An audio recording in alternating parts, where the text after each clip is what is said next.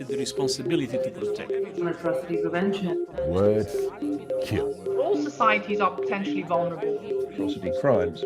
Timely and appropriate action. Welcome to Expert Voices on Atrocity Prevention by the Global Center for the Responsibility to Protect. I'm Jacqueline Streifeld Hall, Director of Policy and Research at the Global Center.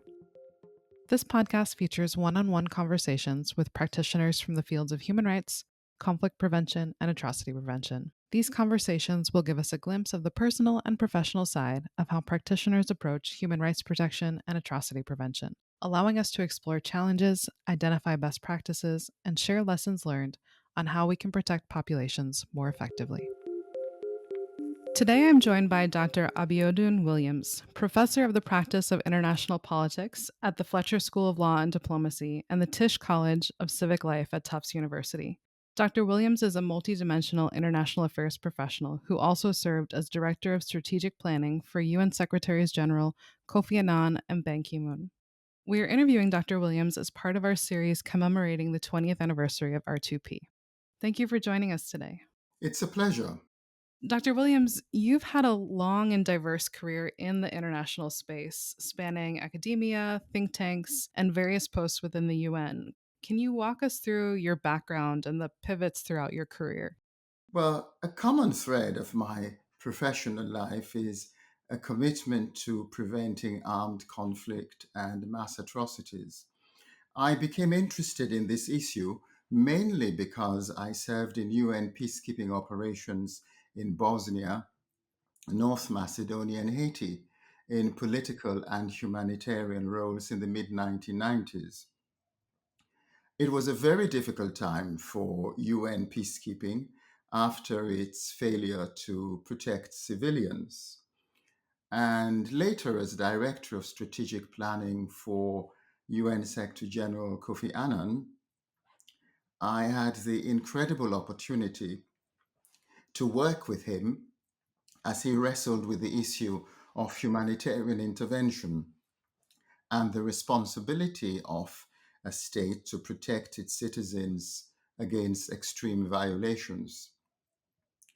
I continued this work in think tanks that use their convening power to bring together policymakers, scholars, and NGO leaders to spotlight genocide as a national priority, and of course to develop practical policy recommendations to enhance the capacity of governments to respond to emerging threats of mass atrocities. In the think tank world, I was also involved in convening leading decision makers and eyewitnesses on the 20th anniversary of the genocides in Rwanda and Srebrenica in Bosnia as part of a broader effort and initiative to shed light on the failed response to those calamities. And now, as an academic, I am contributing to a growing body of scholarly work on the responsibility to protect. I'm particularly interested in the relationship between leadership and the prevention of mass atrocities. Leadership is the indispensable ingredient. Nothing is more central to preventing mass atrocities than leadership. And it means leadership from political leaders, leadership from international and regional organizations, and from civil society. And leaders need to summon the political will, not only after a crisis strikes, but also before one emerges. I've also written about the utility of preventive deployments for atrocity prevention. This interest originated during my service in UNPRODEP, which was the UN's first and so far only preventive deployment mission in North Macedonia. The UNPRODEP mission effectively prevented the outbreak of violent conflict. And what is interesting, the mission adapted its role to take on tasks deliberately directed at preventing the outbreak of interethnic violence. So preventive deployments could contribute to the prevention of atrocity crimes in a number of ways. They can do this by keeping potential perpetrators from implementing a mass atrocity policy through deterrence. They can protect vulnerable populations and by monitoring and reporting. So it is one of the tools in the toolbox. So this is what I've tried to do in these three worlds in the United Nations, in think tanks, and in academia. As you noted, during the pivotal time when R2P was established via the UN World Summit, you were working closely with Secretary-General Kofi Annan. How do you feel his influence shaped the creation and early years of implementation of R2P?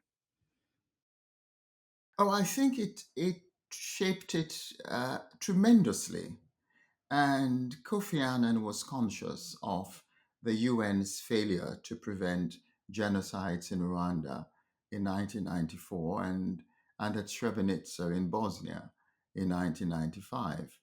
So, as Secretary General, he provided moral leadership on this issue. He used the bully pulpit of the Secretary Generalship to confront UN member states, particularly those on the Security Council, with their responsibility to protect civilians from genocides and mass atrocities. And he did so through a series of influential speeches and statements, including to the UN General Assembly.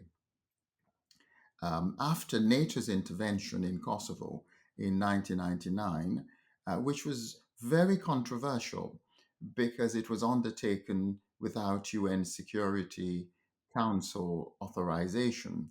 So Annan used his annual address to the General Assembly in September that year, September 1999, to spell out the implications of what had happened for international order. He spoke about two concepts of sovereignty: state sovereignty and individual sovereignty. And he argued that the purpose of state sovereignty is to enable a state to protect its citizens and not to massacre its own citizens. You know, the opening session of the General Assembly every September is a set piece of UN diplomatic theatre. And it is traditionally a largely ceremonial event. So when Annan spoke, his speech stunned many delegates.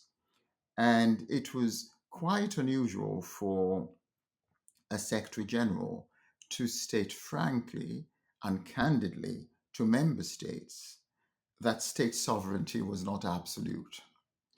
And I think he also believed that even though the United Nations is an organization of states, the peoples of the world are the ultimate source of the UN's authority. The organization, after all, was founded in the name of we the peoples. That's how the charter begins. And the UN Charter protects the sovereignty of peoples. And Annan believed that it was never meant as a license for governments to trample on human dignity or to commit gross violations of human rights. And so he tried to put the security of the world's peoples, and not just the states in which they live, front and center. I think since this, of course, is the 20th anniversary of the adoption of the responsibility to protect, I should say something about Annan's contribution that year. You know, in March 2005, he released his landmark report, In Larger Freedom. And in the lead up to the World Summit that year, and the phrase in larger freedom, which he chose for as the title of the report. The phrase is from the UN Charter, and it summed up Annan's view that development, security, and human rights go together. Crucially, Annan recommended in his report that world leaders should adopt the responsibility to protect. So, with this important recommendation, he placed R2P in the center of UN reform negotiations and made it an issue for high level decision. And of course, world leaders endorsed Annan's recommendation and unanimously adopted R2P at the 2005 World Summit and decided and agreed to prevent genocide, war crimes, ethnic cleansing, and crimes against humanity, the four atrocity crimes. And as I discuss in my latest book, Kofi Annan and Global Leadership at the United Nations, R2P reflects the Annan doctrine. State sovereignty is not a shield for mass atrocity crimes. I think also, in terms of genocide, Annan felt very deeply about the prevention of genocide, which is an essential part of the R2P agenda. He wanted to leave the UN better equipped to prevent genocide. So he launched an action plan to prevent genocide involving the whole of the UN system. And this action plan included preventing armed conflict, protection of civilians in armed conflict, ending impunity, and early and clear warning. And it was Annan who also created a new post of special advisor on the prevention of genocide. And finally, let me say that as Secretary-General, Annan gave very strong support to the creation of the International Criminal Court to ensure that in future atrocity crimes could not be committed with impunity. But he also warned that the ICC, as he put it, must never become an organ for political witch hunting. Indeed, you've really set up, how critical he was to the foundation of R2P, both globally as well as, specifically within the UN, that this sort of dedication to atrocity prevention and to changing how the UN responds was really central to his core and to even like the legacy that he left behind. Um, I know that after he ended his term, you also served under his successor, Ban Ki-moon. Um, with so much on the plate of the Secretary-General and so many priorities and demands, both made by member states as well as their own sort of agendas, how did the transition between the two at such a pivotal time in R2P's development impact the norm? Yeah, the transition was quite smooth between Kofi Annan and Ban Ki-moon, and Ban Ki-moon was appointed in October of 2006. So we had a few months from October until the end of December to work on the transition, which was better than in previous transitions where the Security Council and the General Assembly uh, wait until the very last moment, late in December, before the appointment of the Secretary-General. So that gave us time to work on a rather smooth transition. The best leaders leave a legacy to their successors that can help them and on which they can build. And this is what Annan did. And Ban Ki-moon built on Annan's extraordinary achievement on R2P. Ban's main contribution came in 2009 when he put forward a three-pillar strategy for implementing R2P. Pillar one, the responsibility of each state to protect its population from the 4 mass atrocity crimes. And then Pillar 2 is the responsibility of the international community to assist states through assistance and capacity building. And Pillar 3 is timely and decisive collective action when a state is failing to protect its citizens. Ban stressed the importance of each pillar and argued that there must be a balance of emphasis uh, among them. So, effective action under the first 2 pillars, the responsibility of a state to protect protect its population from the mass atrocity crimes, and the responsibility of the international community to assist states through capacity building and assistance. Effective action under those pillars will minimize the number of times that the international community is forced to choose between a costly and contentious military intervention on the 3rd pillar and standing aside while atrocities occur. So I think this was Ban's main contribution.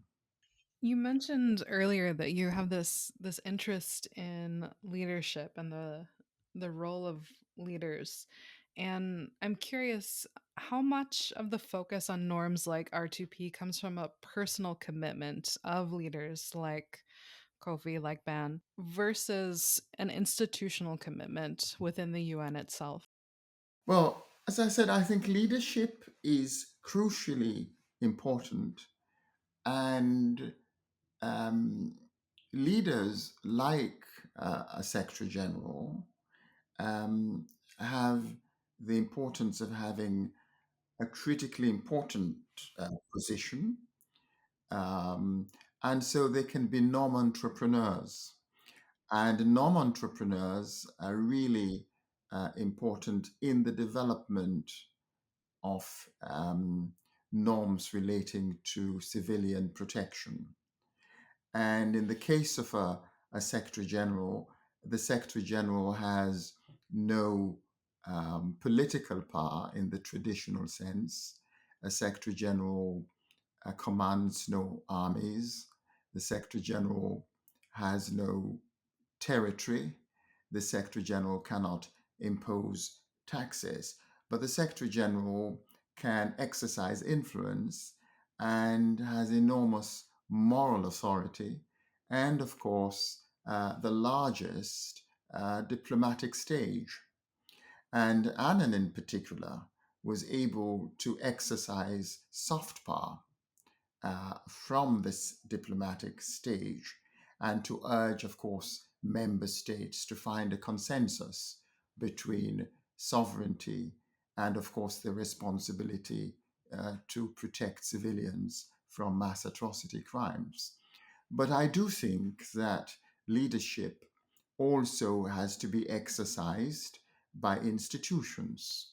Um, the UN, it has to be exercised by member states in the UN. It also has to be exercised within the Secretariat, which is headed by the Secretary General. And it's critical also that regional organizations also exercise leadership. And in this context, the African Union actually led the way on responsibility to protect, because the African Union, in its constitutive act, had adopted a principle of non-indifference in the face of genocide and mass atrocities. And that leadership of the African Union is critical. So I think regional organizations are important. And then, of course, civil society and civil society leaders, important, particularly in trying to mobilize political will and to get political actors to take action. I'm glad you just mentioned the African Union because one of the things I wanted to ask is, R2P is sometimes perceived as a tool of Western states to implement their will on the global South. But many non Western states, including members of the African Union, have been central to norm development at the UN and beyond. Um, how do you think R2P's evolution has been shaped by the growing influence of non Western powers? Well, as you say, non Western countries were critical in the adoption of R2P. In fact, during the negotiations in 2005, the role of the Africa Group at the United Nations was key. And getting the support of the Africa Group was central to Kofi Annan's strategy to win unanimous adoption in September. And it was when the Africa Group came out in support of the responsibility to protect that the logjam was broken during the negotiations. That said, as is often the case in international politics, moving from words in a formal document like the World Summit Outcome document, moving to implementation in real world situations has proven very difficult. And there is no question that in practice, I2P has had an uneven track record. Um, and this and there are certain challenges which have affected its implementation. And the first is the difference of opinion between countries on the issue of sovereignty. And this difference does not cut across sort of simply global north and global south lines. Um, there are some countries in the global north and countries in the global south which have reasserted the primacy of state sovereignty. And of course, the tension between state sovereignty and human rights has been inherent in the UN since its inception. In the view of some states, state sovereignty is an idea that is sacrosanct, whatever the suffering or cost. The second challenge is the disconnect between early warning and timely, decisive political action. So, how do you generate timely and accurate warning analysis? And how do you get warnings to be heard by policymakers and taken into consideration in their policy planning? The multitude of information produced often has very little impact on international and local prevention strategies. So it's important to close the gap between early warning and response. And then coming back to um, the issue of the global South and non-Western states, the third challenge is the inconsistent response to R2P cases and the discrepancy between the Libyan and Syrian cases is most instructive in this regard. Syria was the collateral victim of R2P, the same way Rwanda was the collateral victim of Somalia in the mid 1990s. And of course, we have ongoing failures to deal with civilian suffering in Gaza, in Sudan, in the DRC, in Myanmar, and elsewhere. As we know, R2P was born out of sort of very noble intentions. Responding to that failure to prevent atrocities in the 1990s, the Rwanda, the Srebrenica cases. Um, and despite, I feel, a strong commitment to averting failures like that again, the international community, as you've just noted, has consistently struggled to uphold this principle evenly. Now that we're kind of 2 decades into implementation, Do you see any meaningful successes in implementation that we can really learn from? I think we know, as you've just noted, we know a lot of the failures that led to the point where we are today. We know what today's shortcomings are. But are there success cases that we should be learning from more effectively? Yes, I think I can think of one important one. Kenya in 2007 to 2008 is an excellent example of a success case and an excellent example of an appropriate invocation of R2P and effective action. After closely contested presidential elections in 2007, Kenya experienced an outbreak of ethnic violence in which 1,200 people were killed and over 600,000 were internally displaced. A larger calamity was averted thanks to the mediation of Kofi Annan under the auspices of the African Union. And Annan was no longer Secretary-General, which was interesting. He had played such a critical role, as I said earlier, and we discussed earlier, in getting R2P adopted at the 2005 World Summit. And of course, a year later, there he was playing this very critical role as a mediator in Kenya. And with the support from the UN Security Council and a strong response from Kenyan civil society, Annan brokered a deal between the two main political parties, which then formed a coalition government that tamped down the ethnic tensions that had fueled the violence. The experience in Kenya suggests that, as foreseen under R2P's second pillar, relatively early and creative diplomatic efforts can succeed in restoring stability to a combustible political environment. Given your experience across decades of multilateral diplomacy, what is your outlook on the future of atrocity prevention in today's geopolitical landscape? And also, what role do you think the UN has in that?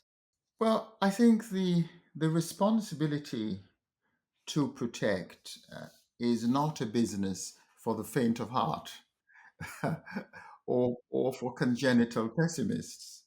And looking out at the world around us, it's clear that human protection remains one of the most difficult challenges facing the international community.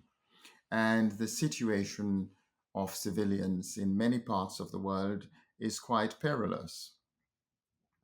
But genocide is neither inevitable nor an accident, and it is a choice. And what human beings have the choice uh, to choose, we have the power to change. And now R2P is often at the center of debates of whether, how, and when to intervene.